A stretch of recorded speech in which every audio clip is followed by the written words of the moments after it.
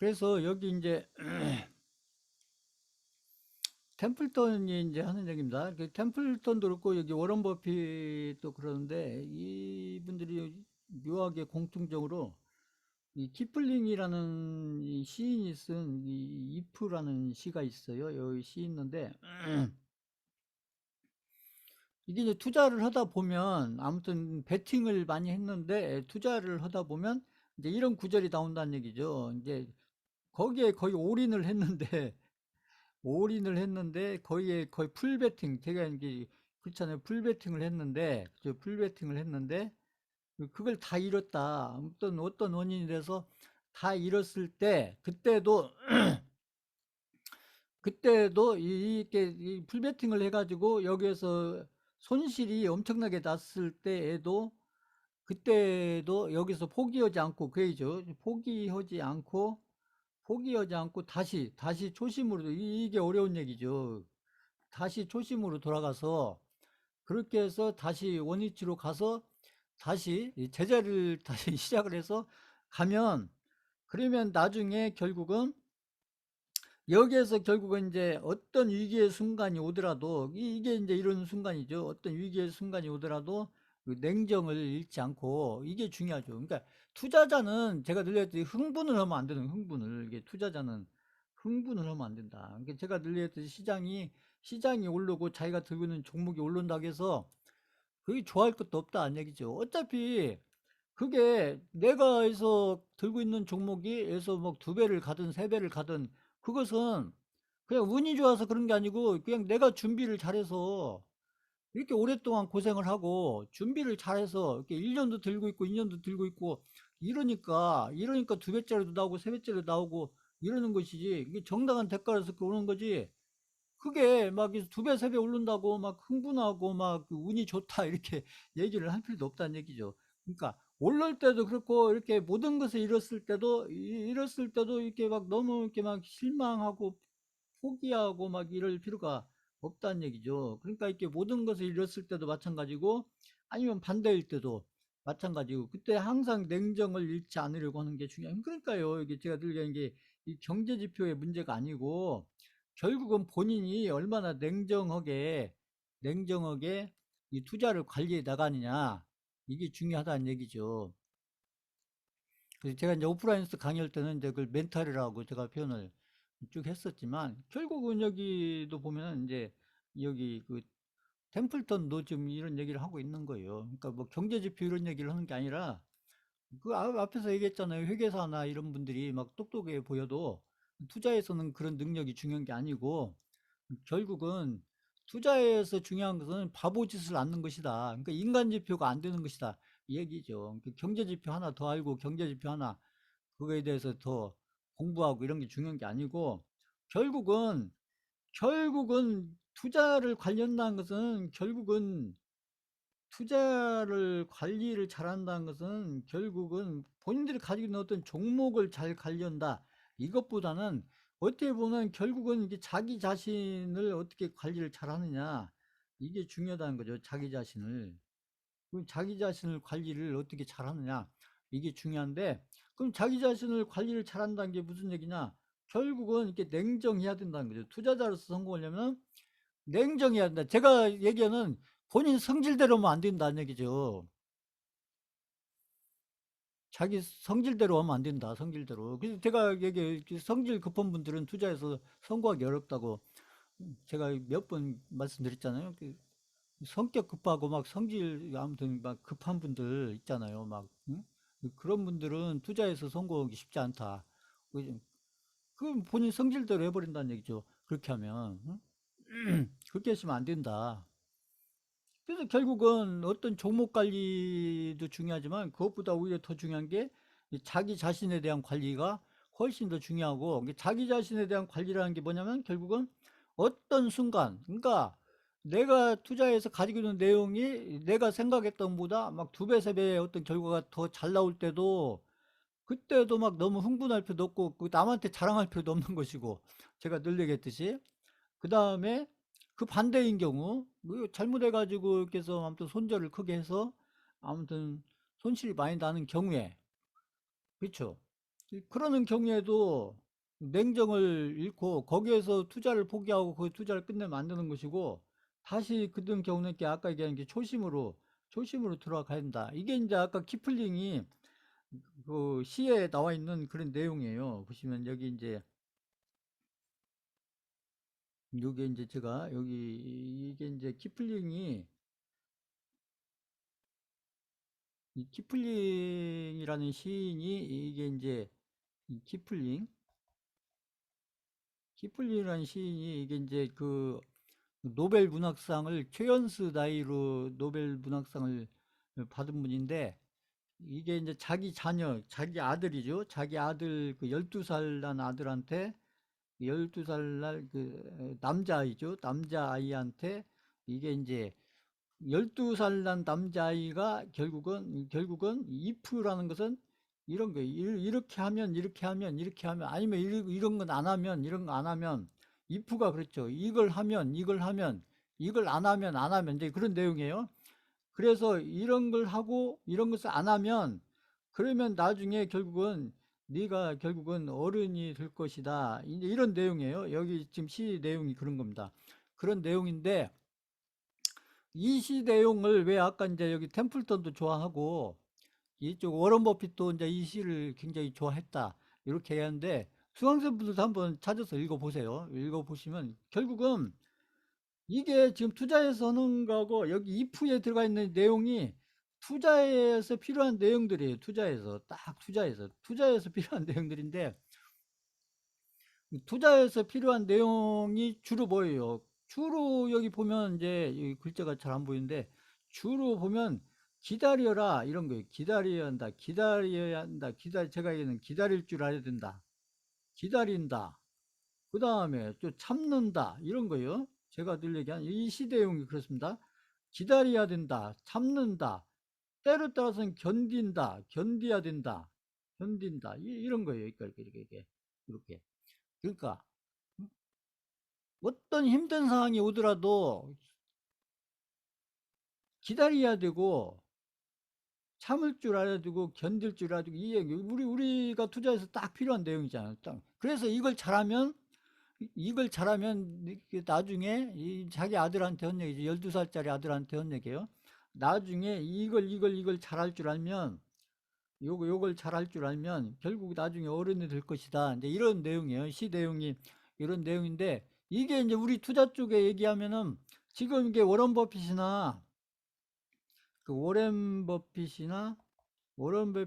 여기 지금 템플턴 이런 이렇게 투자에서 크게 성공하신 분들이 지금 제가 얘기하는 이게 이제 지금 개인 투자자들 제가 얘기하는 개인 투자자들이 그 어려운 시장에서 그 악재가 많은 그 어려운 시장에서 개인 투자자들이 지금 얘기한 요거 기다리고 참고 견디고 이게 시 내용입니다. 이게 시 내용이에요. 시 내용인데 결국 기다리고 참고 견디고 그러면은 결국 어른이 된다는 것은 이 개인 투자자가 제가 얘기한 상위 1% 개인 투자자가 될 수 있다. 이게 상위 1% 개인 투자자. 상위 1% 투자자가 될 수 있다. 이런 내용이기 때문에 수강생분들도 한번 여기 강의 끝나고 나서 이거 한번 찾아보신 분도 계시겠지만 한번 찾아서 요거 그 네이버나 이런 데 보면 번역도 돼 있고 잘 돼 있어요. 그러니까 그거 보시고 한번 생각을 해보세요. 그래서 제가 보니까 저희 투자자들한테 딱 필요한 시 내용이에요. 요게 보면 제가 오프라인에서 강의할 때 계속 강조했던 내용이 이 시 내용에 상당히 들어가 있더라고요. 꼭뭐 똑같진 않지만 보면은 상당히 비슷한 내용이 많이 들어가 있어요. 그렇기 때문에 그래서 이런 내용이기 때문에 워런 버핏이나 여기 템플턴 같은 이런 투자에서 크게 성공한 이런 분들이 가장 좋아하는 시다.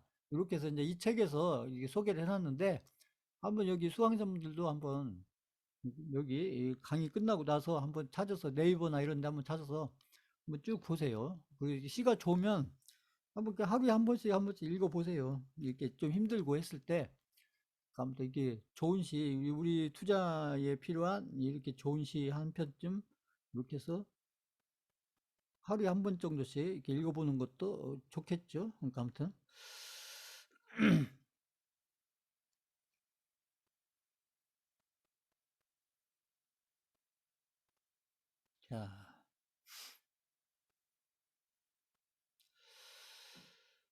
자, 그래서 투자자 여기 이제 여기 독자들한테 한 얘기죠. 이게 개인 투자자들이 아무튼 성공을 하려면 그래서 성공을 한다는 얘기죠. 그러니까 이제 수익을 내야 되는데 어느 정도 수익을 내야 되냐는 얘기죠. 제가 얘기했죠. 그러니까 이제 시장이 수익은 제가 이제 시장과 관련해서 수익은 언제 내야냐면 수익은 이렇게 상승장이나 강세장에서 내야 된다.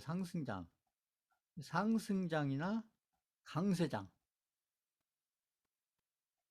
그래서 상승장이나 강세장에서 수익을 내야 되는 거고, 제가 얘기하니까 하락장이나 폭락장에서는 수익을 낼 수가 없는 거고, 하락장이나 폭락장에서는 제가 앞에서 여기 상승장, 강승장에서 이때 내놨던 수익은 반드시 상승장이나 강세장에서 내야 되는데, 이때 얼마만큼 수익을 내느냐가 중요하다는 거죠. 이게 상승장, 강세장에서는 수익을 내야 돼요. 당연히 수익을 내야 되는데, 이 수익을 얼마만큼 되느냐, 이 얼마만큼이 중요하다는 거, 이 얼마만큼 중요한데, 상승장, 강세장에서 수익을 얼마만큼 내냐, 이것은 남하고 꼭 비교할 필요는 없지만, 이게 남들보다 아니면 남들이 내는 어떤 평균치보다 최소한 2배에서 많이는 10배까지 내야 된다. 이게 제 생각이에요. 남들이 평균적으로 내는 것보다 최소한 2배에서 많게는 10배까지. 2배에서 10배까지 된다. 이때 안 내면 언제 내요? 이때 상승장, 강세장에서 이렇게 2배, 10배를 안 내면 어떤 장에서 돼? 이런 장에서 낼 수가 없잖아요. 이렇게 하락장이나, 그렇죠. 하락장이나, 이거 앞에서도 제가 설명드렸던 건데, 하락장이나 폭락장에서 수익을 낼 수 있는 건 아니기 때문에 결국은 수익을 내려면 상승장이나 강세장에서 수익을 내야 되는데 상승장이나 강세장에서 수익을 내려면 어떻게 해야 되냐? 결국은 똑같은 얘기예요. 결국은 주식을 사든 펀드를 사든 할 때 지금 저 이제 종목 가지고 얘기했지만 주식을 하든 펀드를 하든 언제 사야 되냐? 저가에 사야 된다. 이게 저가가 제가 얘기하는 바닥권이죠. 바닥권. 이 템플턴은 이제 저가라고 얘기를 하는데 저는 이제 바닥권이라고 해석을 하는 거예요. 저는 이제 수강자분한테 바닥권으로 사야 된다. 저희가 이제 개별주든 우량주든 계속 저는 바닥권에서 사야 된다라고 저는 계속 강조를 하고 있고 지금도 마찬가지고요. 그렇기 때문에 결국은 근데 이게 이 저가나 바닥권에서 왜 일반인들이 못 사느냐? 여기 저가나 응? 왜 못 사느냐는 얘기죠. 이것도 설명해 놨어요. 여기 보면. 그렇다면 이 저가나 이 바닥권, 여기 바닥권, 저가나 바닥권에서 그때 매수를 할 수 있어야 된다. 할 수. 이건 무슨 얘기예요? 대부분 사람들이 못 한다는 얘기죠. 그러니까 이론적으로는 알고 있는데 이론적으로는 수익을 이렇게 상승장이나 강세장에서 크게 수익을 내려면 결국 남들보다 2배에서 그렇잖아요. 2배에서 10배 이렇게 2배에서 10배 이렇게 큰 수익을 내려면 결국 어디서 매수를 해야 되냐? 결국 이 저가에서 매수를 해야 하는데 이게 결국 바닥권에서 매수를 하는 거예요. 바닥권에서. 근데 그럼 하면 되지. 바닥권에서 매수를 하면 되지. 그렇지만 대부분 개인 투자자들이 매수를 할 수가 없다는 얘기죠. 매수를 할 수가 없다. 그러니까 이론적으로는 바닥권에 사야 되고 쌀 때 사야 되고 여기 템플더처럼 저가에 사야 되고 그죠. 템플더는 싸도 그냥 조금 싼 게 아니라 엄청나게 싼 가격에 사는 저 앞에서 또 마이너스 한 80% 이렇게 떨어졌을 때 사야 되는데 근데 이렇게 알고는 있지만 대부분 사람들이 매수를 할 수가 없다. 왜 할 수 없냐? 여기 이유가 나와 있죠. 그럼 왜 할 수 없냐? 결국은 두렵다는 얘기죠. 두렵다. 왜 두려워요? 두려워. 자기가 사고 나서 더 떨어질까봐, 더 떨어질까봐, 그러니까 더 하락할까봐, 그렇죠. 더 하락할까봐. 제가 얘기한 거잖아요. 그러니까 2020년 3월 달에 시장이 이렇게 폭락했을 때, 여기 2020년 3월 달 1450까지 2020년 3월 달에 떨어졌을 때, 이때가 얼마나 좋은 기회였냐죠. 그러니까 이럴 때, 이렇게 폭락이 나왔을 때, 시장이 폭락이 나왔을 때, 여기 폭락이 나왔기 때문에, 여기가 폭락이 나왔기 때문에 엄청나게 좋은 바닥권이었던 거죠. 물론 지나고 나니까 그렇죠. 엄청나게 좋은 바닥권이었는데, 그러면 이때 많이 사야, 바닥권에서 매수를 할 수가 있어야, 바닥권에서 매수를 할 수 있어야 그때 이 평균 이상의 수익, 제가 얘기한 이렇게 2배에서 10배 이상의 수익을 내려면, 이렇게 바닥권에 있을 때 이때 이 템플턴처럼 풀베팅은 못해도 이때 많이 사야 되는데 결국은 많은 분들이 못 산다. 왜? 두려워서. 왜 두려워요? 한 번도 그렇게 사서 성공을 해본 적이 없거든요. 그러니까 머리로는 알고 있는데 한 번도 그렇게 베팅을 해서 성공을 해본 적이 없거든요. 그 지나고 나서 야, 저기서 내가 그냥 몇 억어치 샀으면 지금 그냥 몇 억을 벌었겠다. 이렇게 생각하는 거죠. 그러니까 이럴 때 제가 늘 얘기했잖아요. 이럴 때 제가 얘기한 이 카카오라든지 뭐 현대차라든지 제가 얘기했던 종목들이에요. 이 카카오나 현대차 이런 종목들 여기서 그냥 몇 억어치 샀으면 그러면 인생이 바뀌었지 않겠어요? 그런데 이걸 못 한다는 얘기죠. 일반 개인들은. 왜 못해요? 여기서 사면 이게 더 떨어질 거라고 생각한 거죠. 더 떨어질 거. 여기가 바닥권이 아니고 바닥권은 저 밑에 있을 거다. 그러니까 여기가 코스피가 1450이면은 코스피는 저기 천까지 떨어질 거다. 실제 이 얘기가 나왔었어요. 그때도 2020년 3월 달에도 제가 몇 번 말씀드렸지만 이 시장이 1450 갔을 때 바로 어떤 증권사에서 지수가 1000 갈 수 있다. 이게 나온 거예요. 이게요, 10년 전 금융위기 때도 이 얘기가 똑같은 얘기예요. 10년 전에 금융위기 때도, 그때도 코스피 지수가 많이 떨어졌을 때, 그때는 얼마까지 나왔냐면, 그때 미네르반가 뭐 이상한 사람 나와가지고, 지수가 저기 막 400, 300까지 떨어진다고. 그런 얘기가 나왔어요. 그런 얘기가. 응? 그러니 어떻게 개인들이 거기에서 베팅을 많이 하겠어요. 자,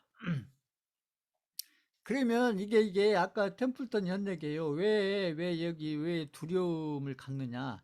결국은 투자자로서 냉정하지를 못하다는 얘기죠. 앞에서 얘기한. 그러니까 이게 개인 투자자한테 중요한 것은 시장이 아니에요. 제가 늘 얘기했듯이 그 경제지표 가지고 제가 얘기를 많이 했지만 그 경제지표도 아니고 결국 시장도 아니다. 이렇게 좋은 기회가 왔을 때 무서워서 한 주도 못 사는데 어떻게 여기서 많이 살 수가 있냐는 얘기죠. 한 주도 못 사는데 여기서. 응? 그래서 응? 평균 이상의 수익을 내서 필요한 능력, 그러니까 이게 2배든 10배든 이러한 어떤 수익을 내는데 필요한 능력을 갖는다는 것은 결국 앞에서 얘기한 여기 이 부분이죠.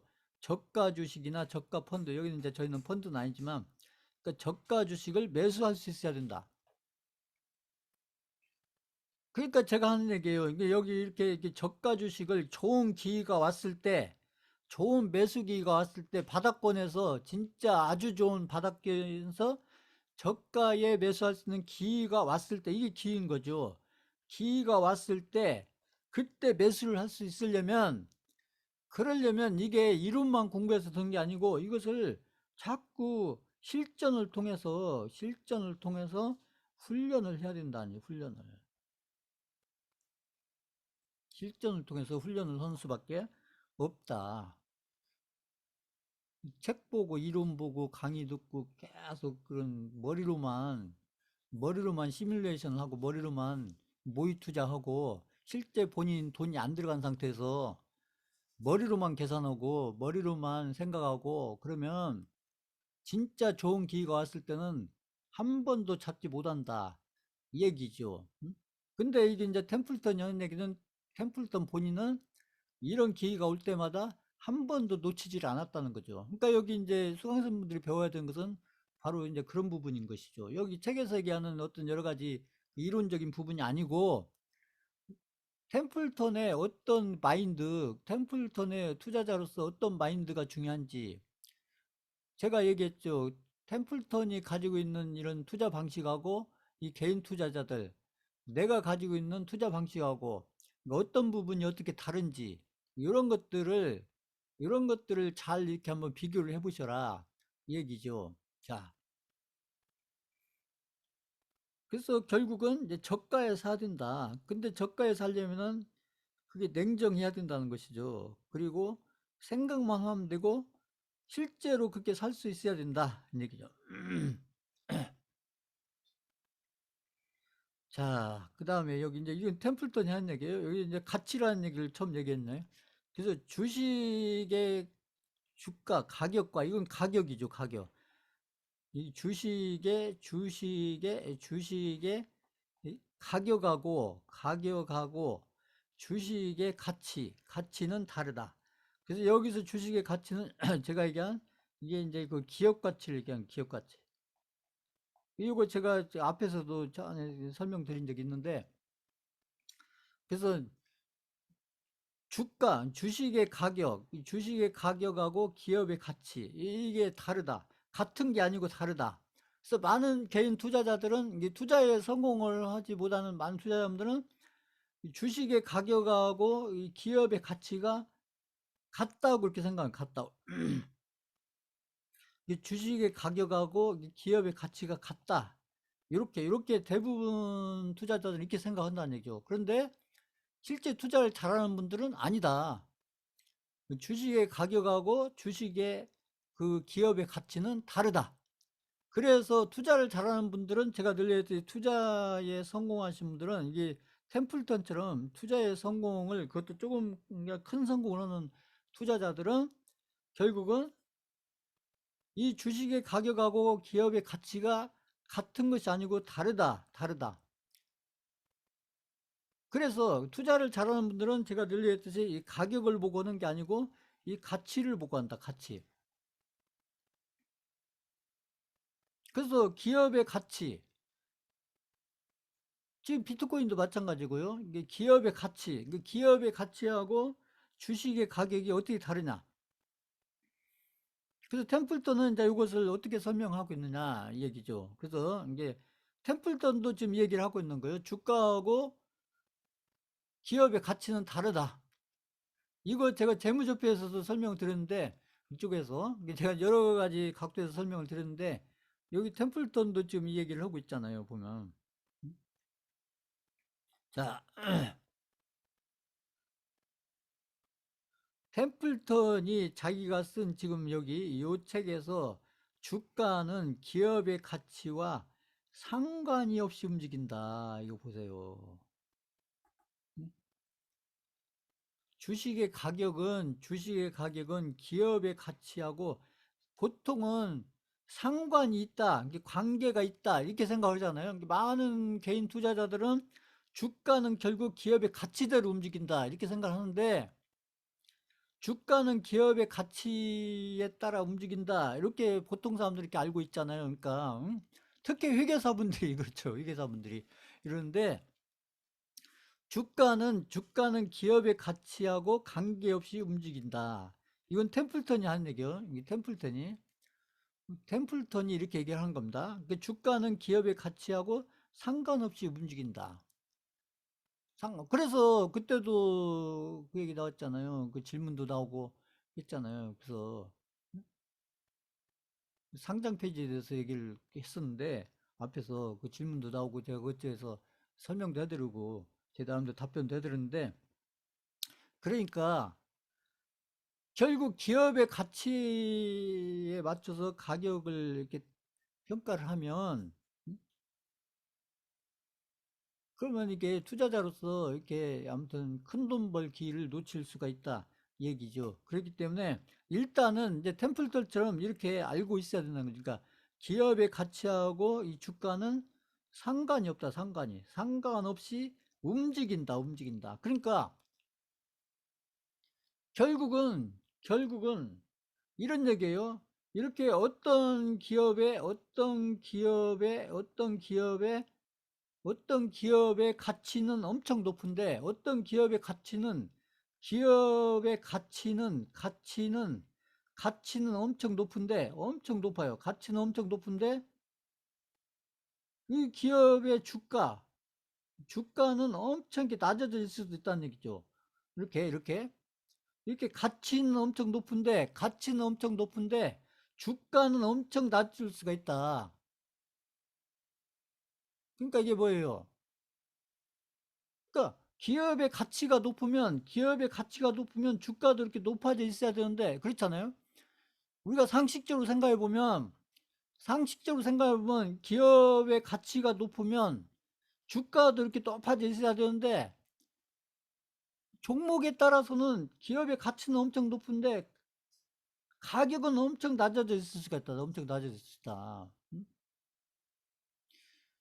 그래서 제가 비트코인을 가지고 얘기하는 거예요. 비트코인의 가치하고 비트코인의 가격을 잘 생각해 보셔라. 지금 비트코인의 가치에 맞게 지금 가격이 매겨져 있느냐? 지금 비트코인의 가치에 맞게 지금 가격이 비트코인의 가격이 지금 만들어져 있느냐? 그러려면 비트코인의 가치가 뭔지를 알아야죠. 근데 비트코인의 가치가 뭔지를 알아야 되는데, 그런데 이 가치라는 말이 굉장히 어려운 얘기란 얘기죠. 이게 가치라는 얘기가 어려운 얘기다, 어려운 얘기. 쉬운 얘기가 아니고, 이게. 그래서 제가 항상 질문을 많이 했잖아요. 비트코인의 가치가 뭐냐고. 그러면 지금 저희가 하고 있는 카카오라는 기업의 가치가 뭐냐? 지금 저희가 하고 있는 우량주만 얘기하면요. 지금 저희가 하고 있는 SK 바이오사이언스라는 기업의 가치가 뭐냐?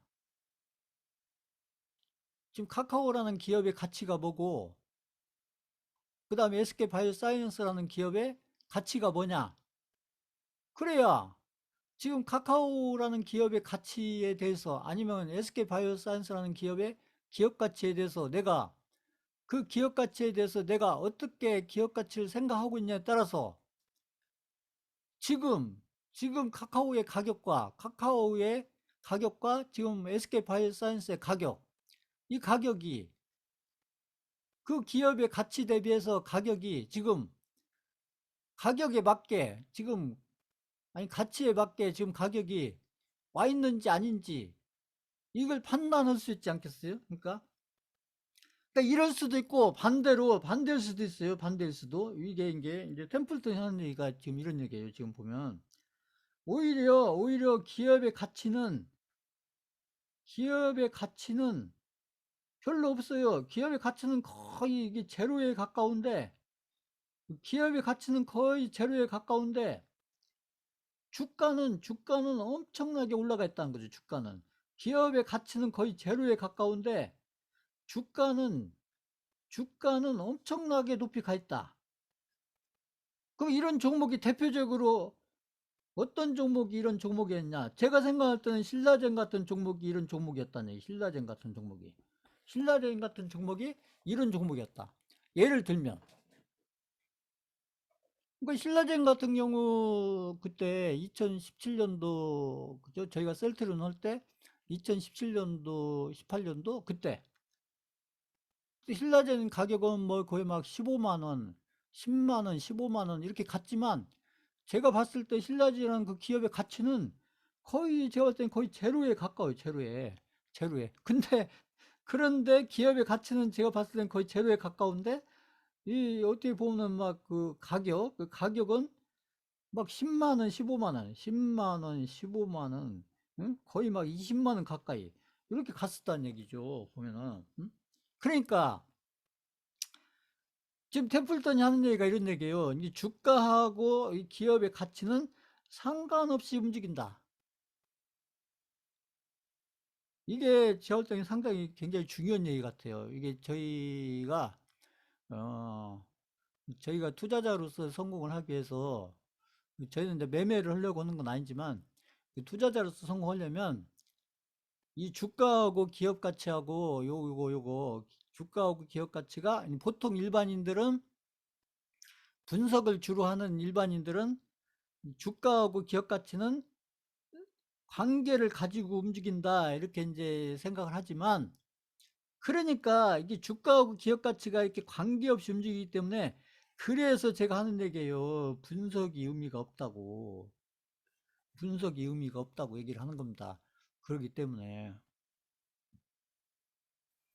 기업의 가치하고 이 주가가 상관없이 움직이기 때문에 분석이라는 게 의미가 없다. 분석이라는 게. 그러면 기업의 가치하고 상관없이 주가가 이 신라젠 같은 거, 예를 들면 신라젠 같은 거 이런 종목은 기업 가치가 제로인데 이게 한때는 코스닥에서 시가총액이 2위까지 갔었어요. 2위까지. 이거 제가 그때 2017년도에 셀트리 아니 여기 신라젠에 대해서 수강생들한테 여러 번 얘기했거든요. 그때 이런 종목 투자하시면 안 된다고 제가 절대 이게 하면 돈은 벌지만 손대면 안 된다 이런 종목. 응? 투자 가치가 없다.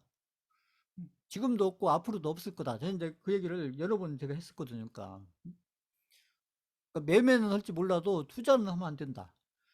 매매는 할지 몰라도 매매를 한다면 상관이 없지만 투자를 한다면 이런 신라젠 같은 종목을 투자를 하면 안 된다. 그래서 분석이라는 게 이러기 때문에 의미가 없다는 얘기죠. 결국은 그러면 신라젠 같은 경우 기업의 가치는 제로인데 왜 주가가 이렇게 막 10만 원, 15만 원, 20만 원 가까이 하고 시가총액이 코스닥에 2위까지 올라갔냐? 결국은 이 가격을 신라젠은 가격을 누군가가 만들었다는 얘기죠. 이 가격을 누군가가 만들었다. 누군가가. 그럼 누가 만들었냐? 이 신라젠의 가격을 누가 10만 원, 15만 원, 20만 원까지 누가 만들었냐? 누가 만들었겠어요? 이걸 개인들이 만들었다? 이거 어림도 없는 얘기죠. 제가 늘 얘기한 거 누가 만들어? 결국 이게 세력들이 만든 거예요. 세력들이. 그러니까 여기 이제 템플턴은 이제 세력 얘기는 안 하는데 아무튼 그러니까 결국은 이런 가격이고 가치고 분석이고 이런 게 중요한 게 아니고 저는 그래요. 이게 저는 결국 가장 중요한 게 저는 세력이다 이렇게 본 겁니다. 세력이다. 이 템플턴은 이제 거기까지 얘기 안 하지만 저는 그러기 때문에 이 책에 이어서 제가 더 이렇게 덧붙여서 제가 설명을 한다면 덧붙여서 이제 얘기한다면 결국 그러니까 세력이 중요하다. 세력이 중요하다. 그러니까 세력은 기업의 가치에 상관없이 기업의 가치가 낮아도 기업의 가치가 낮은 어떤 기업도 어떤 주식도 어떤 종목도 몇 배를 끌고 갈 수가 있다는 거죠. 몇 배를. 이게 중요한 거예요. 요게. 응? 근데 이런 것이 분석으로 해서 나오냐? 아니라는 거죠. 분석으로는 절대 나올 수 없는 것이다. 근데 이게 이제 이런 것을 이제 이런 것을 그러면 템플턴은 어떻게 알았냐? 이런 것을 템플턴이 어떻게 알았겠어요? 분석을 해서 아는 게 템플턴은 이제 제가 봤을 때는 그 경험을 통해서 알게 된 거죠. 경험을 통해서. 경험을 통해서. 이게 템플턴이 50년 이상 이렇게 경험을 해보니까 이렇더라. 그래서 이제 본인의 경험을 이제 책에 이제 이런 식으로 설명을 해 놓은 거다. 저는 이렇게 해석을 해요. 근데 이제 여기다가 저는 이제 더 하나 덧붙이면, 이건 이제 그래, 세력이 중요하다. 이렇게 저는 한마디를 더 붙인다는 얘기죠. 여기다가, 이 책에다 더 붙인다면. 자,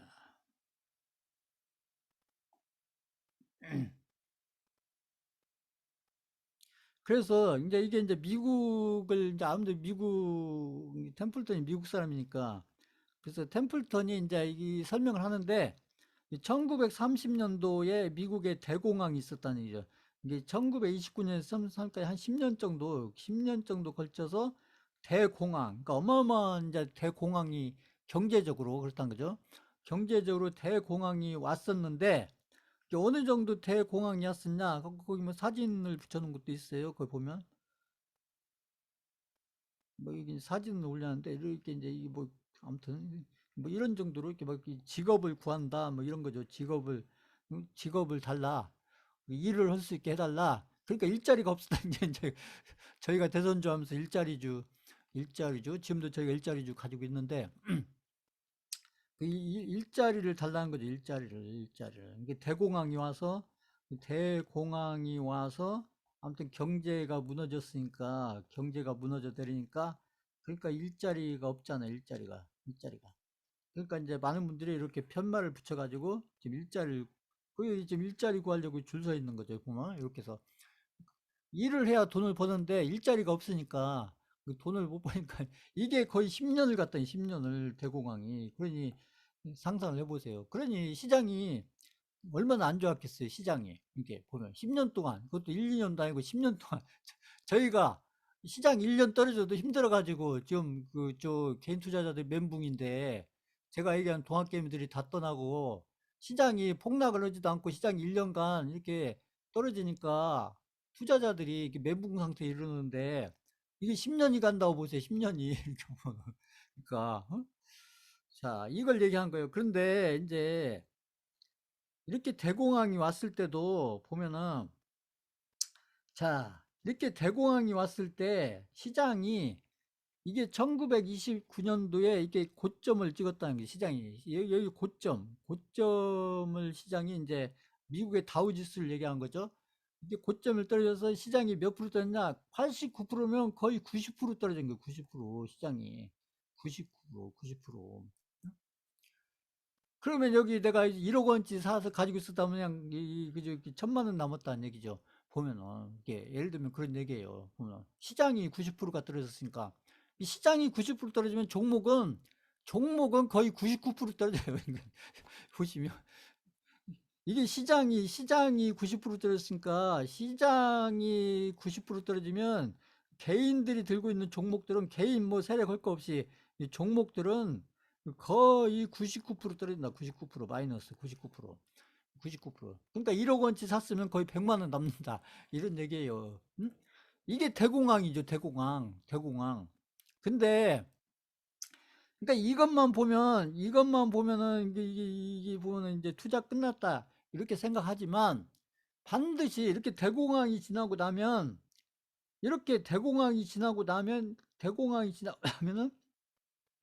그 다음에 이렇게 큰 폭으로 오른다는 얘기, 큰 폭으로 오른다.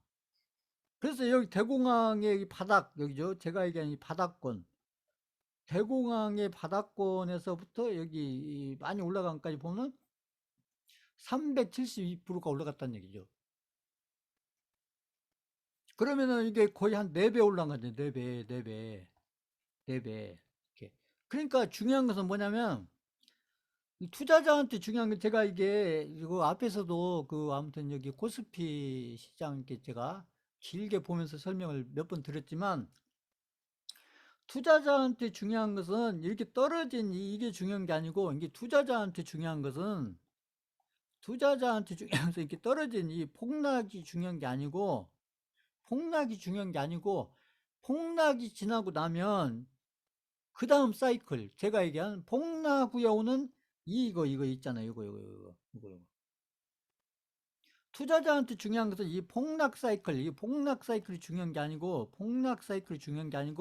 폭락이 있고 나서 그 다음에 오는 이게 4배 올라가면은 이게 이제 4배 올라가면은 이게 거의 폭등이잖아요. 폭등. 이만큼 못 갔지만 아무튼 이만큼만 갔어도 여기 바닥 대비 이만큼만 갔어도 4배를 간다니 4배를 4배를 그러면 이게 여기서 4배를 가면은 이게 지수가 4배를 가면 이게 폭등이에요. 폭등입니다. 그런데 중요한 것은 템플턴은 어디서 샀겠어요? 템플턴은 여기 바닥은 아니더라도 여기 바닥권 여기 있잖아요. 여기 바닥권. 그 템플턴은 여기 바닥권을 놓치지 않았다는 얘기죠. 템플턴은 요 바닥권 이 바닥권을 놓치지 않았다. 그리고 템플턴은 반드시 이런 상승이 올 거라는 것을 알았다는 것이죠.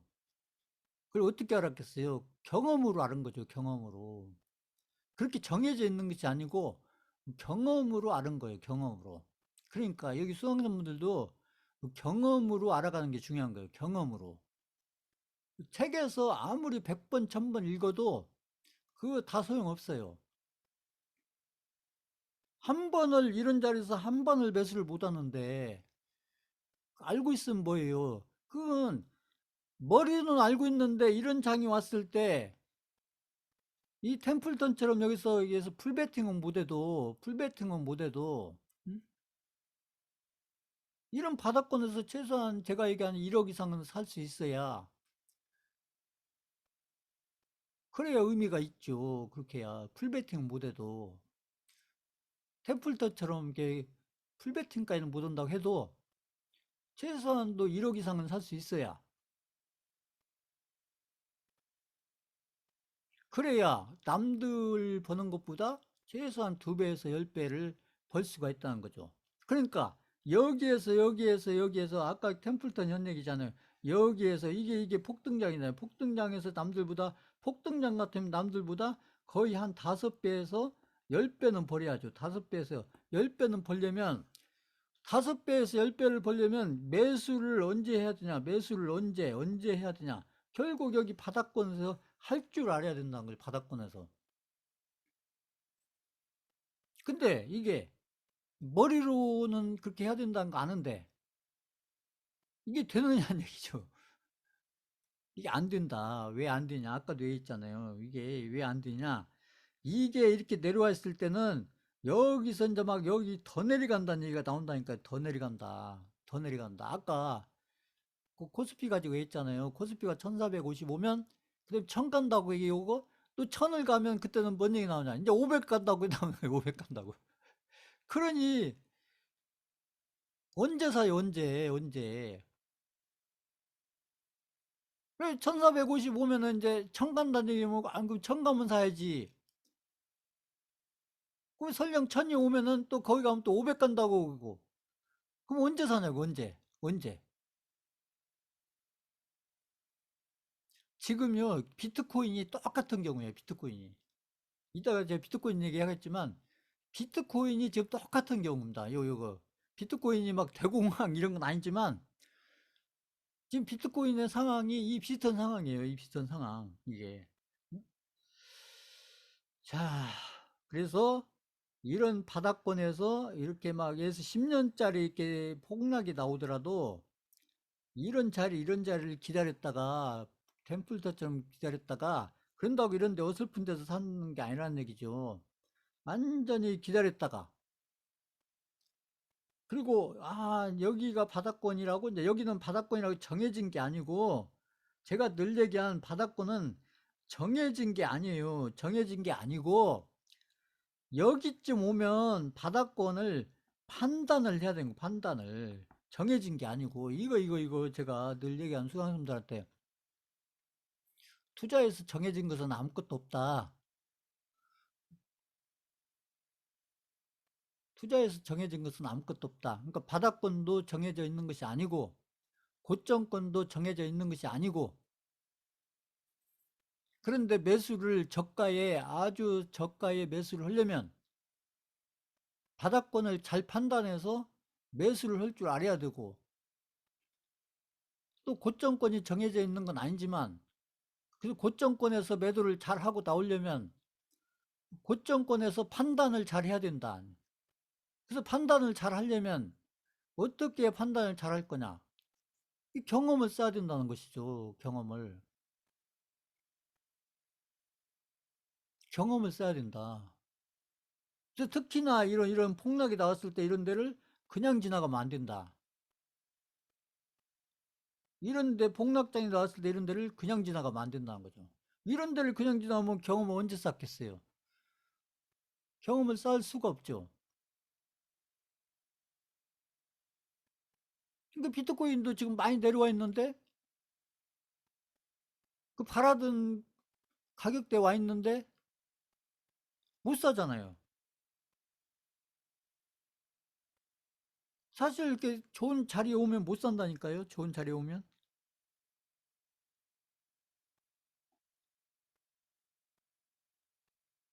자, 그래서 그것이 한 번이 아니고 이렇게 내려왔다가 또 올라갔다가 이제 여기 폭락이 나온 다음에 얘기해요. 폭락이 나온 다음에 차트로 보면 올라갔다가 또 내려왔다가 또 올라갔다가 이런다는 거죠.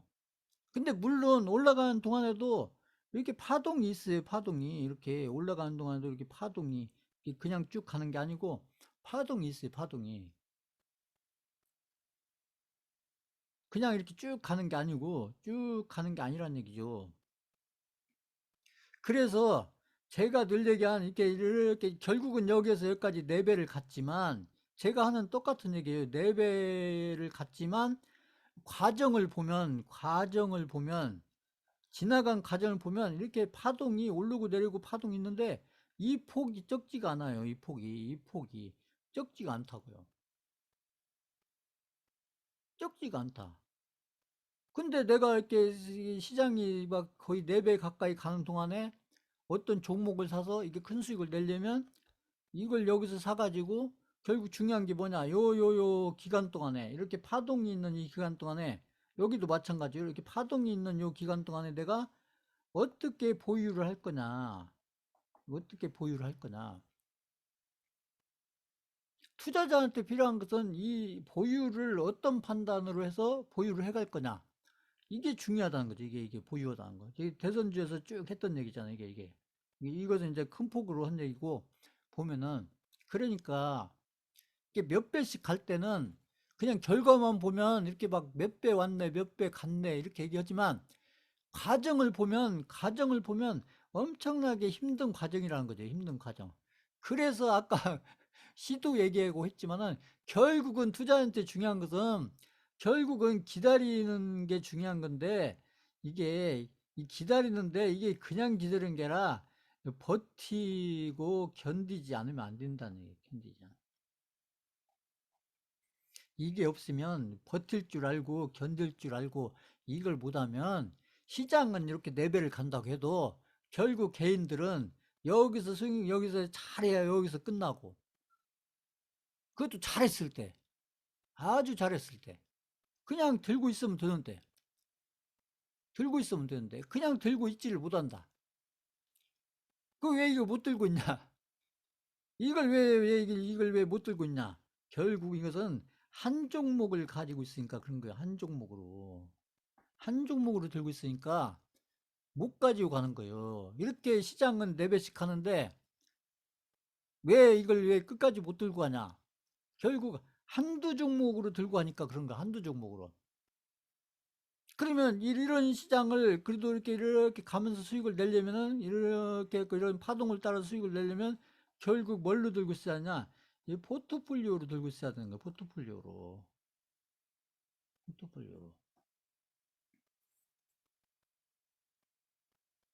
포트폴리오로.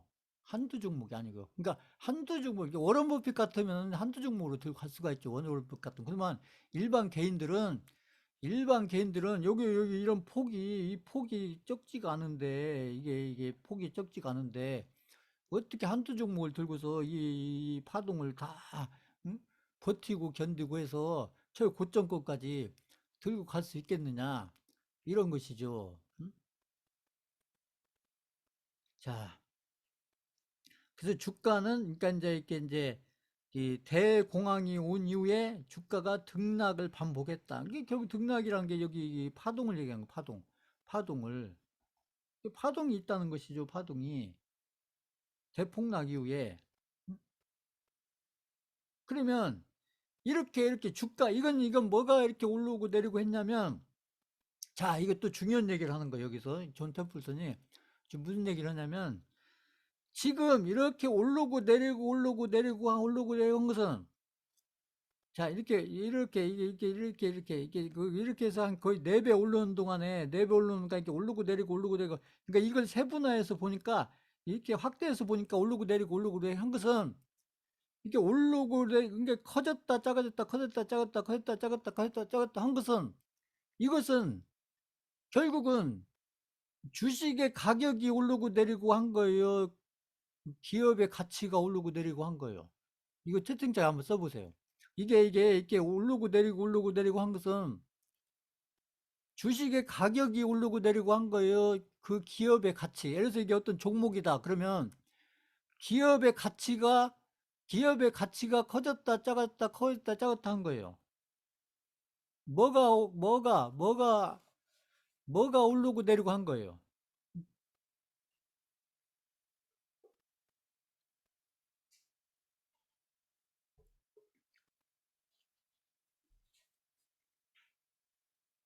그존 템플턴이 질문을 했잖아요. 책에서 질문을 어떻게 질문했어요? 여기서 보면.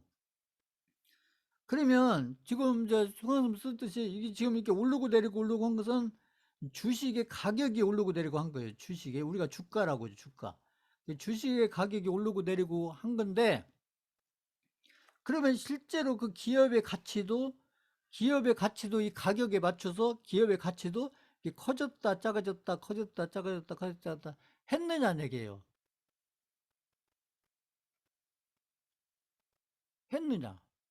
이게 주가가 이렇게 엄청난 폭으로 이렇게 오르고 내리고 오르고 내리고 오르고 내리고 했는데 그러면 주가가 오르고 내리고 할 때마다 거기에 맞춰서 그 기업의 가치, 그 기업의 가치도 이렇게 커졌다, 작아졌다, 커졌다, 작아졌다, 이렇게 했느냐? 아니라는 거죠. 아니다. 그렇지 않다. 이게 중요한 거예요. 이게 중요한 겁니다. 이거 잘 기억하세요. 이거.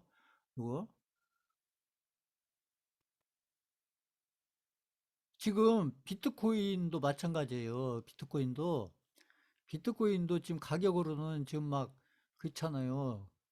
어떻게 보면은 저기 막 8천만 원까지 갔다가 8천만 원까지 갔다가 2,500만 원까지 내려갔었으니까 보면은 그렇잖아. 이게 반토막이면 4천만 원이고 그렇잖아요. 여기서 반토막이면 2천만 원인데 거의 반의 반토막이 났었는데 그러면 비트코인이 8천만 원에서 2,500만 원까지 내려왔으면 그러면 이건 뭐가 내려온 거냐는 얘기죠. 이건 뭐가 내려왔냐? 이것은 지금 똑같은 얘기예요. 지금 가격이 내려왔다는 거예요, 가격이. 그러면 비트코인의 가격이 이렇게 반의 반토막이 났으면 그러면 비트코인의 가치도 이렇게 반의 반토막이 났을 거냐? 비트코인의 가격이 이렇게 반의 반토막이 났다면 지금 났잖아요. 여기 2,500만 원까지 갔으면 그러면 비트코인의 가치도 이렇게 반의 반토막이 났을 거냐? 이거 어떻게 생각하는지 한번 그거 한번 채팅창에 써보세요. 수강 한번 써보세요. 자기 생각을 써보세요. 생각을. 제가 어차피 가치는 주관적인 거라고 했어요. 가치는 객관적인 게 아니고 주관적인 거다. 이것도 가격은 객관적인 거예요. 가격은 객관적인 거고 가치는 주관적인 거예요. 가치는 이게 좀 어려운 얘기죠.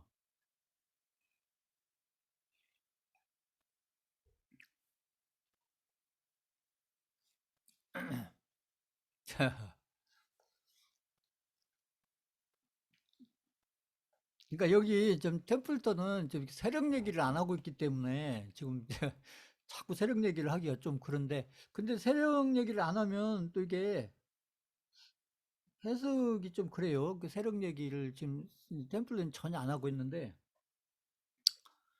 어 그러니까 이제 이 비트코인 같은 경우는 이제 지금 이제 수강생분들이 좀 어렵게 생각하잖아요. 이거 보면 이제 가치에 대해서 질문하니까 잘 모르겠거든요. 그죠? 그게 그러니까 근데 이제 이 비트코인은 지금 가격은 지금 이렇게 3천만 원 근처에 있잖아요. 가격은 그러니까 이건 객관적인 거라니까 객관적인 거 이거는 지금 업비트 기준으로 비트코인 가격은 지금 3천만 원 초반대에 있잖아요. 그러니까 이건 객관적인 데이터예요. 객관적인 데이터인데 여기서 중요한 건 뭐냐면 저희 비트코인의 이 가치가 중요한데 이 비트코인의 가치도 이게 개인들이 생각하는 가치가 중요한 게 아니고 세력들이 생각하는 가치가 중요한 거예요. 세력들이. 근데 세력들이 생각하는 가치를 잘 모르겠, 세력들이 비트코인의 가치에 대해서 어떻게 생각하는지, 비트코인의 가치에 대해서 세력들이 어느 정도로 생각하는지, 그걸 잘 모르겠다. 그 부분이에요, 그 부분. 그러니까 여기서 가치라고 얘기하는데, 그냥 가격하고 가치를 얘기하는데, 지금 템플턴도 지금 가격하고 가치가 이렇게 다르다는 것을 지금 설명하고 있는데, 지금 템플턴은 지금 세력에 대해서는 얘기를 안 하고 있다는 얘기죠. 세력에 대해서 얘기를 안 하고, 이제 가격하고 가치가 이렇게 다르다. 그리고 대공황 때도 이렇게 가격하고 가치가 이렇게 달랐었다. 이렇게 이제 차트를 가지고도 얘기하고, 이렇게 얘기를 하고 있는데, 지금 저희가 이제 저희가 어차피 비트코인 하고 있으니까, 비트코인에다가 대입을 해서 보면, 지금 비트코인 같은 경우에 이제 가격은 지금 3천만 원 초반대에 있다는 거 지금 다 아는데, 그러면 비트코인의 가치하고 가격하고 지금 같이 움직이고 있느냐? 그러니까 비트코인의 가치에 맞춰서 비트코인의 가격이 저기 8천만 원에서 지금 3천만 원까지 지금 내려와 있느냐? 아니면 비트코인의 가치는 저기 1천만 원인데 비트코인의 가격은 지금 3천만 원에 있느냐? 이렇게 생각할 수도 있는 거고요. 아니면 지금 비트코인의 가치는 저기 한 1억쯤 가 있는데 지금 가격은 3천만 원에 와 있다. 이렇게 생각할 수 있는 거고. 지금 제가 설명한 거 이해 가신다. 지금 3번 쳐보세요. 3번. 제가 방금 설명한 거 알아듣는다. 3번 쳐보세요. 알아듣는다.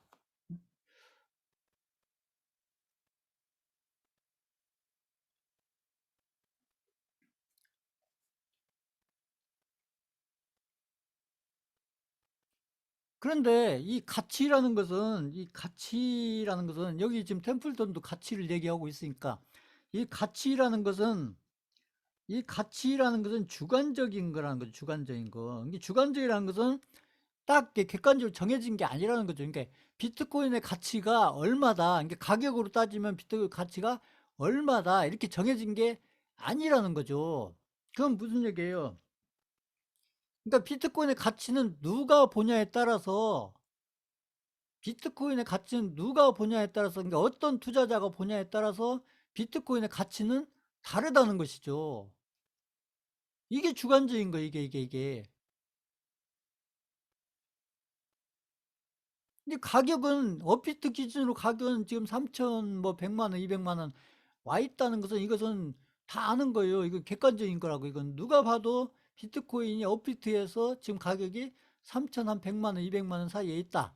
이건 누구나 다 아는 객관적인 사실이란 거죠. 이건 객관적인 사실인데, 그러면 비트코인의 가치는 가격으로 따지면 얼마쯤 갈 거냐? 이렇게 질문하면 아까 가격하고는 다른 얘기죠. 그러니까 비트코인의 가치를 가격으로 계산하면 지금 얼마쯤 되겠냐? 그러니까 비트코인의 가치를 지금 숫자로 표현하면 얼마쯤 되겠냐? 이렇게 물으면 이건 객관적인 답이 없다는 것이죠. 이건. 그래서 이제 일반 개인들이 생각하는 비트코인의 가치하고 그 세력들이 생각하는 비트코인의 가치가 다르다. 그럼 중요한 것은 개인들이 생각하는 비트코인의 가치가 중요한 게 아니고 세력들이 생각하는 비트코인의 가치가 중요하다. 그러면 세력들이 생각하는 비트코인의 가치는 지금 돈으로 계산하면, 가격으로 계산하면 얼마쯤일 것이냐. 이게 중요하겠죠. 이게. 그래서 수강생 분들이 지금 비트코인 관련해서 생각을 많이 해야 되는 것은 이 부분인 거예요. 종목 가지고도 마찬가지예요. 종목 가지고도 지금 카카오라는 종목이 이따가 보겠지만, 카카오라는 종목이 지금 가격으로는 저 얼마예요? 가격으로는 해서 한 8만 원, 9만 원 지금 가격이 간다. 그래서 카카오라는 종목의 가격이 지금에서 8만 원대, 9만 원대 있다. 그러면 그건 가격이고, 그러면 카카오라는 기업의 가치, 그 카카오라는 기업의 가치는 가격으로 계산하면 얼마쯤 들 것이냐. 이것은 어떤 투자자가 보냐에 따라서 카카오라는 기업의 가치, 가격이 아니고요. 카카오라는 기업의 가치에 대한 판단은 어떤 투자자가 보냐에 따라서 다르다는 거죠. 이 말 이해가세요? 이거? 그래서 이게 가격하고 가치가 이게 엄청 어려운 얘기예요.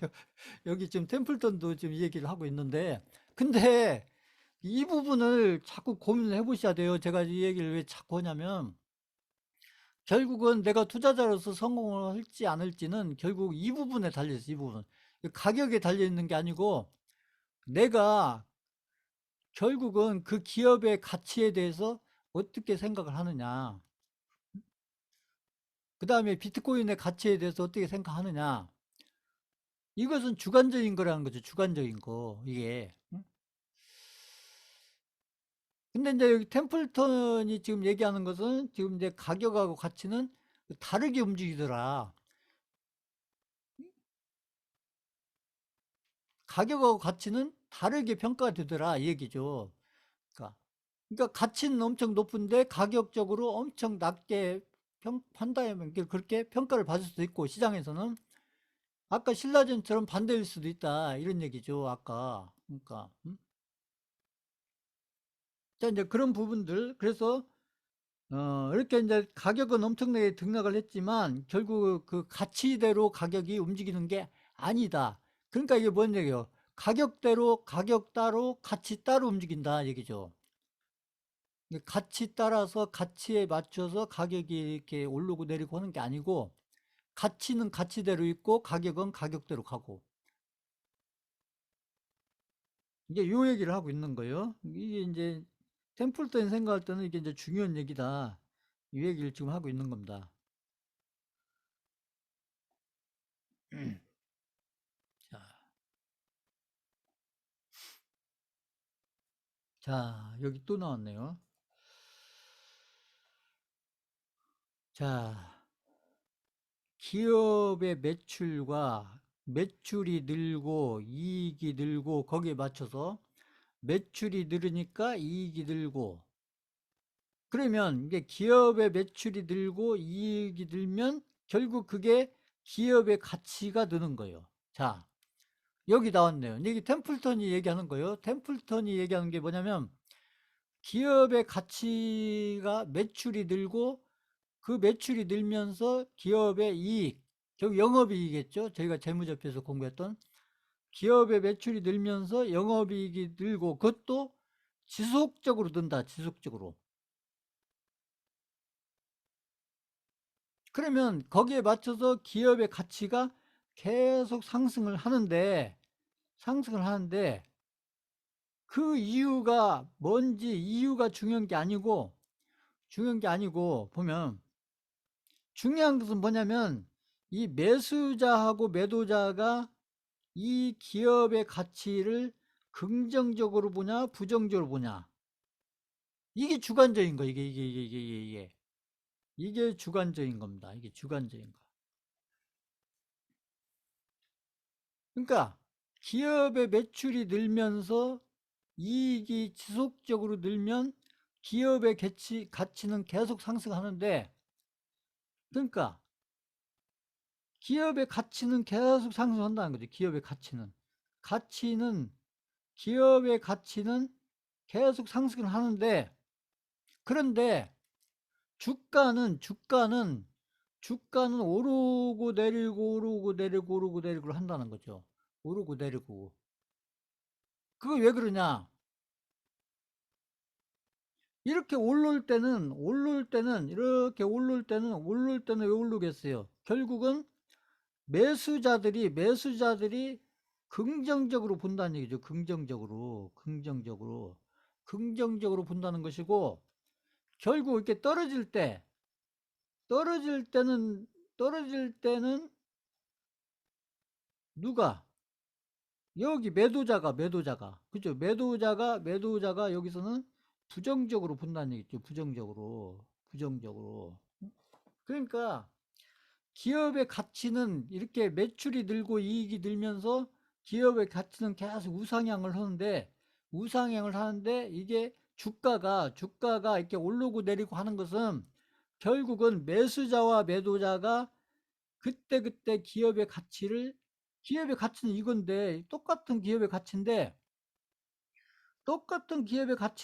그런 얘기예요. 똑같은 기업의 가치인데 이때는 긍정적으로 보고 이때는 부정적으로 보고 이때는 긍정적으로 보고 이때는 부정적으로 보고 요렇게. 그러니까 이건 주관적인 거라는 거죠. 주관적인 거라. 이게 이제 여기 템플턴은 이렇게 템플턴은 이렇게 설명을 하고 있는데 이제 이것은 이제 이렇게 오르고 내리고 하는 이 부분 있잖아요. 오르고 내리고 하는 부분. 결국은 이제 이렇게 이제 오르고 내리고 하는 부분은 장기적으로 봤을 때 오르고 내리고 하는 부분은 결국은 저는 이제 이게 이제 세력한테 달려 있다 이렇게 보는 거죠. 세력한테. 그래서 세력이 이 가치가 아니고 그 가치는 어차피 이렇게 정해져 있는데 가치는 이렇게 어느 정도 정해져 있는데 그때그때 가격이 오르고 내리고 하는 것은 결국은 세력이 그렇게 관리를 해가기 때문에 그렇다. 이게 이제 템플턴은 이렇게 얘기 안 하고 있죠. 템플턴은 이제 매수자, 매도자 이렇게 얘기했어요. 매수자, 매도자가 그 기업의 가치에 대해서 이렇게 긍정적으로 보냐, 부정적으로 보냐 이거에 따라서 등락을 되풀이한다. 그러니까 오르고 내리고를 되풀이한다. 오르고 내리고 결국은 매수자, 매도자가 그때그때 기업의 가치를 긍정적으로 보냐, 부정적으로 보냐. 결국은 이런 평가가 매일매일 이루어진다. 매일매일 이루어진다. 특히 이게 매매하시는 분들은 그렇다. 매매하시는 분들은 투자가 아니고 매매하시는 분들은 이런 평가를 매일매일 한다. 매일매일 한다. 거기에 맞춰서 주가가 오르고 내리고 한다는 것이죠. 그러니까 이제 이것을 바닥권에 사서 이렇게 끌고 가는 건 투자자인 거고 결국 여기에서 지금 매일매일 이렇게 평가를 해서 오르고 내리고 이 폭을 가지고 이 폭을 가지고 머니게임을 하는 게 이게 매매자라는 거죠. 매매자. 그렇지만 여기서 바닥권 사가지고 이걸 1년도 들고 하고 2년도 들고 하고 3년도 들고 하고 이건 투자자다. 투자자. 이렇게 이제 저는 이렇게 구분하는 거예요. 이렇게 이제 그 템플턴은 이제 이렇게 가치는 일정한데 왜 가격이 오르고 내리고 하느냐를 지금 이제 이 매수자하고 매도자가 그때그때 주가 가치에 대해서 그 종목의 가치에 대해서 아니면 그 기업의 가치에 대해서 긍정적으로 보느냐 부정적으로 보느냐에 따라서 등락을 반복한다. 되풀이한다. 반복한다는 얘기죠. 이렇게 이제 템플턴은 설명을 하고 있다는 얘기죠. 설명을. 자,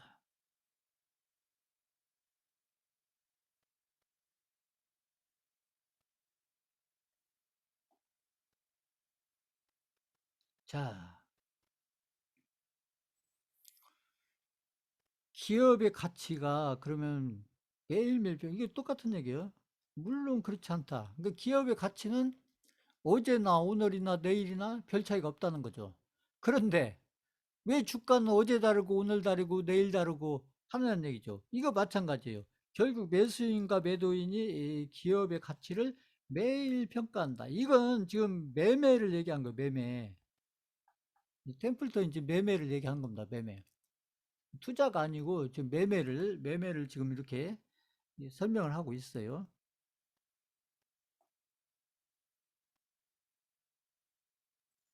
그래서 여기서 중요한 게 뭐냐면 매수인과 매도인이 기업의 가치죠. 여기서 기업의 가치하고는 상관없는 의사결정에 의해서 기업을 평가한다. 이게 중요한 얘기입니다. 이게. 자,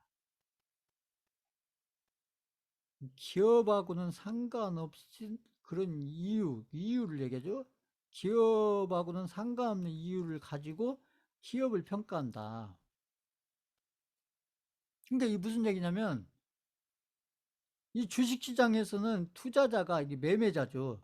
기업의 실제 가치의 등락과는 상관없이. 자, 이게 무슨 얘기냐면요. 제가 차트 보여드리면서 계속 설명하는 얘기예요. 종목이든 시장이든 설명할 때 이게 기업의 실제 가치와는 상관없이 기업의 주식을 매도할 수 있다. 그러니까 무슨냐면 기업의 가치가, 그러니까 기업의 가치가 떨어지니까 매도를 한다. 이게 아니고요.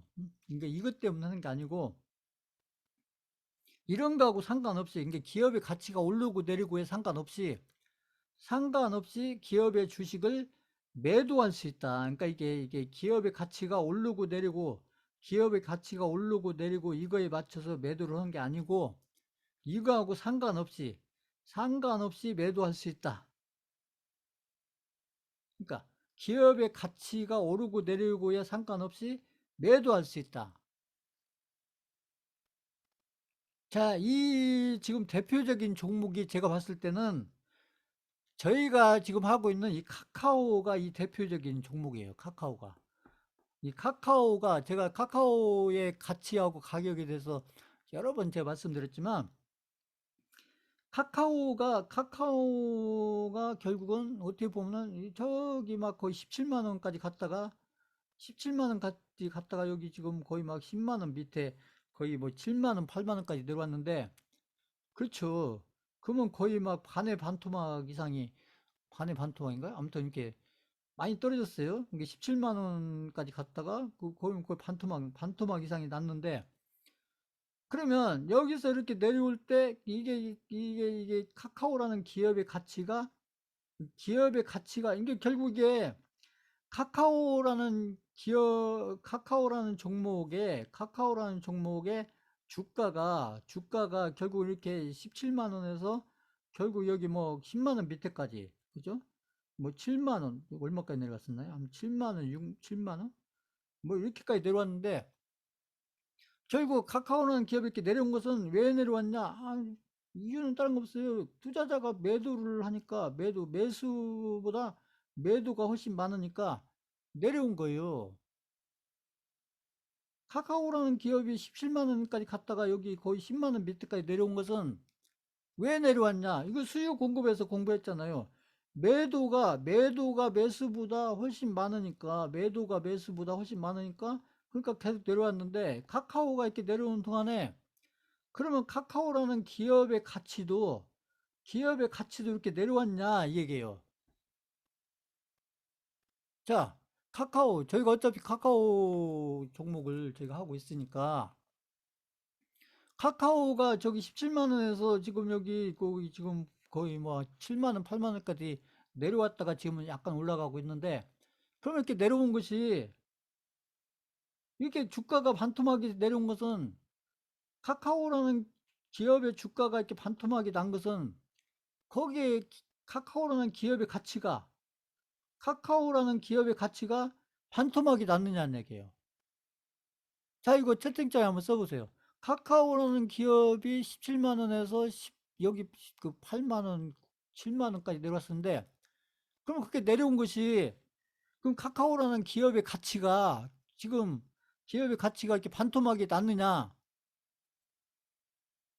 이거 한번 채팅창에 써보세요. 채팅창에. 이거.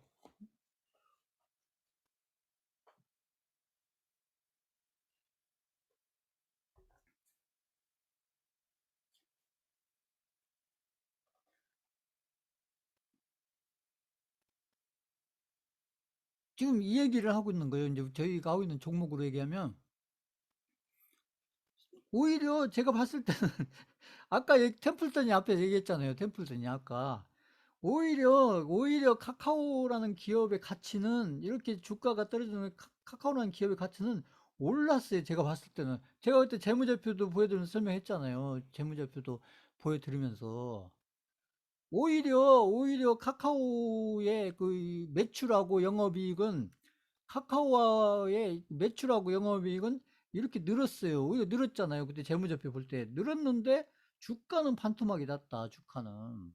그러니까 이게 바로 템플턴이 하는 얘기예요, 지금. 가치하고 상관없이 주가는 내려올 수가 있다.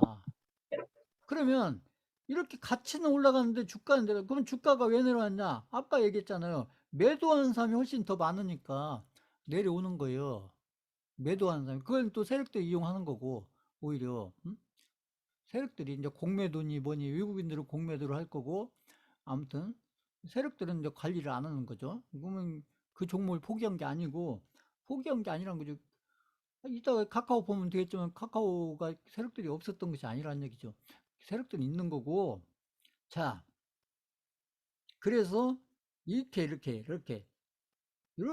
어떻게 보면 가치는 올라가는데 이 가격이 내려간다 얘기죠. 가격이 내려. 그러니까 가치는 올라가는데 가격이 내려간다. 그러면 이런 것들을 이렇게 바닥권에 사면 이게 이런 매수가 좋은 매수 아니냐 이런 얘기죠.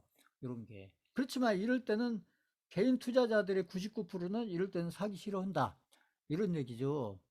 왜? 더 떨어질 것 같으니까, 더 떨어질 것 같으니까. 다른 거 없어요.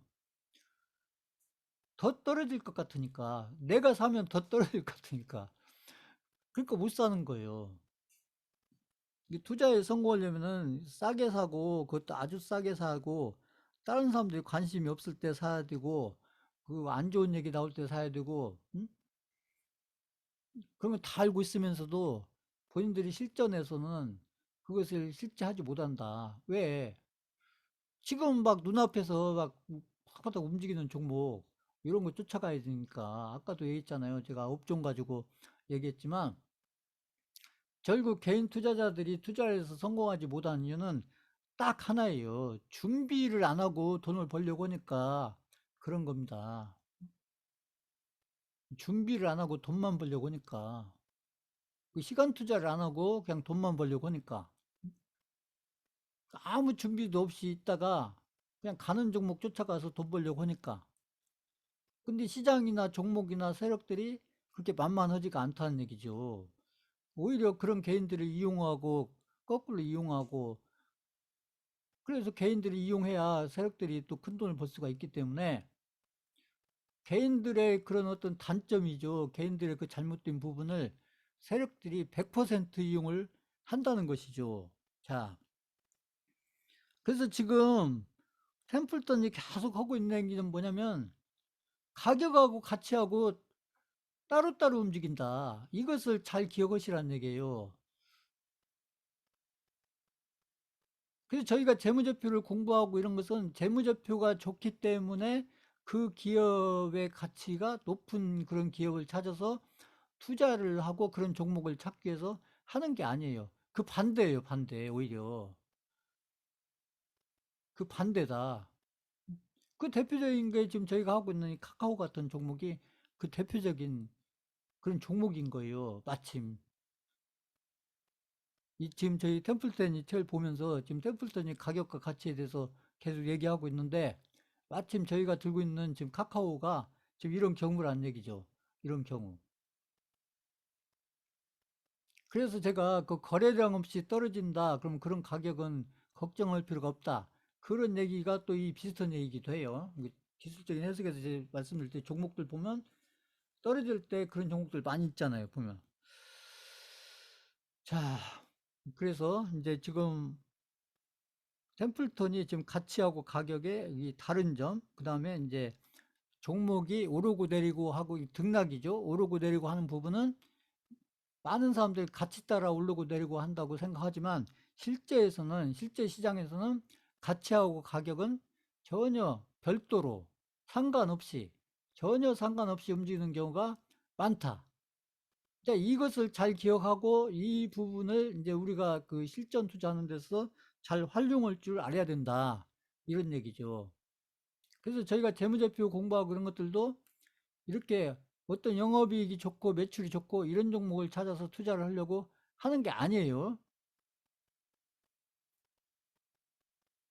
그리고 이제 또 제가 이제 외국인 또 우량주에서 외국인 얘기를 많이 하니까 어떤 분이 저한테 이제 질문을 하셨던데 제가 이제 우량주에서 외국인 비율을 얘기하는 것은 그 외국인 비율이 높은 게 좋고 낮은 게 좋고, 그러니까 외국인 비율이 낮은 게 안 좋고 외국인 비율이 높은 게 좋고 이 얘기를 하는 게 아니에요. 이 얘기가 하는 게 아니고, 예를 들어서 셀트리온을 저희가 투자한다면 셀트리온이 10만 원일 때, 그 셀트리온이 제가 이거 수강생 때 한 얘기예요. 셀트리온이 저희가 10만 원 근처에서 매수할 때 그때 외국인 비율이 얼마였냐.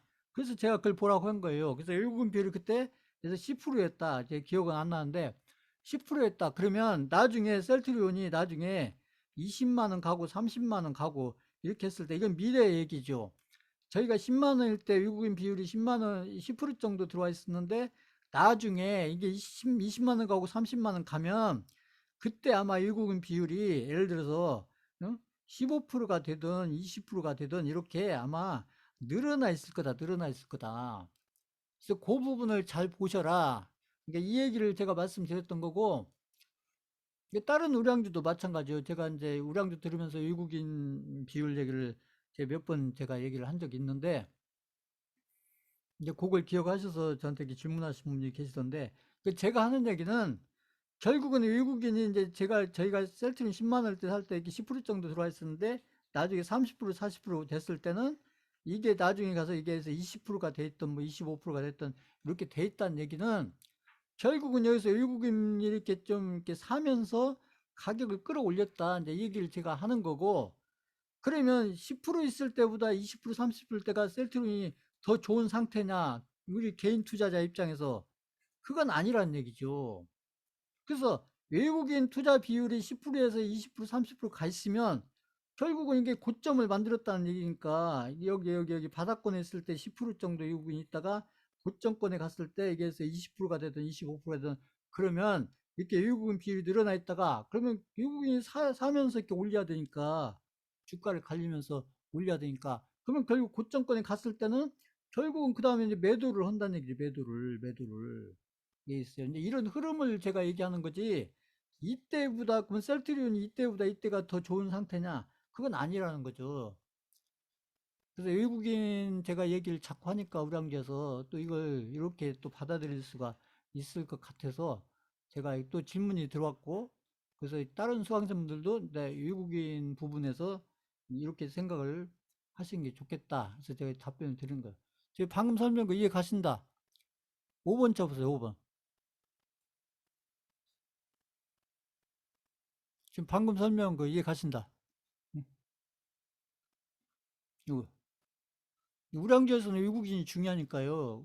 근데 제가 외국인 비율을 얘기하는 것은 저희가 살 때 외국인 비율하고 저희가 팔 때 외국인 비율하고 그것이 어떻게 달라져 있는지 그걸 잘 보셔라. 그런 의미지.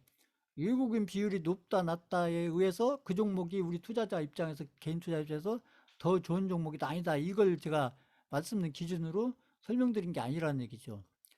그러니까 외국인이 그렇게 관리를 한다. 그것을 제가 그 외국인 비율로서 설명을 드린 거예요. 자, 잠깐 한 5분만 쉬었다 하겠습니다.